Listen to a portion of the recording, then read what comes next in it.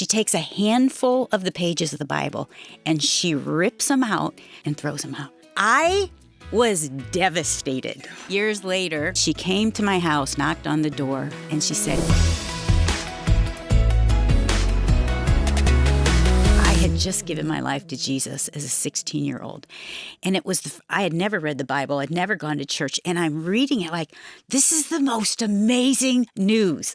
I had never known how to get to heaven. And so my mind was blown. I didn't know any other Christians, but I was reading and reading and reading. I started going to church by myself. And I remember taking this big Bible, and I took it to school every day and I'm reading it. And then I remember taking it into a study hall, and my friend was right across from me. And so I take my Bible, I open it, I have it underlined. I'm like, read that. And she looks at it and she just pushes it back. And I'm like, no, read this. And I had already been talking to her, told her like, I have the answer. Like, this is how we get to heaven. It's not how good we are. It's like grace. God died for us. And so finally I underlined another. Read this one. And this is a girl I had known for years. She's far from God. I was far from God. And then she looks at me with this, like, you're the most annoying person. Mm-hmm. She takes a handful of the pages of the Bible and she rips them out. She crinkles them up in a ball. Wow. And she goes to the trash can and throws them out. Oh, wow. I was devastated. Yeah. And I didn't say anything. I almost cried. One is like, that's my Bible. It's the Bible. And I went home and I was so devastated. I remember getting on my knees at this little 16-year-old.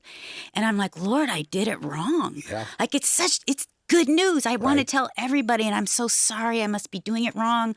I must be messing up. And so I was reading that day in Luke.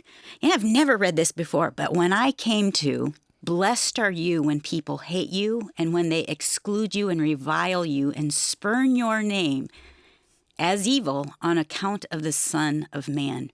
Rejoice in that day. Leap for joy, for behold, your reward is great in heaven. For so their fathers did to the prophets. And it was the first time I was like, yes, yes. Like, I'm in the same place as the prophets of old. Like, okay, Lord, like, they might have reviled me in public, but I didn't do it wrong. I can be, blessed are you who are reviled for my name's sake. And so for some of us, when we're going through those deep, hard things, much deeper than what I've been through, that's a good word.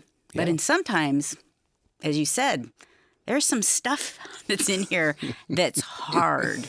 Years later, we were home visiting my parents, and she came to my house, knocked on the door, and she said, hey, remember when you were trying to tell me about Jesus? I'm wondering if you could tell me that again. Oh, is that right? And she ended up praying. Wonderful. And gave her life to Jesus. There you go. And so here I thought I had failed. And we never know the seeds that God plants. That's right.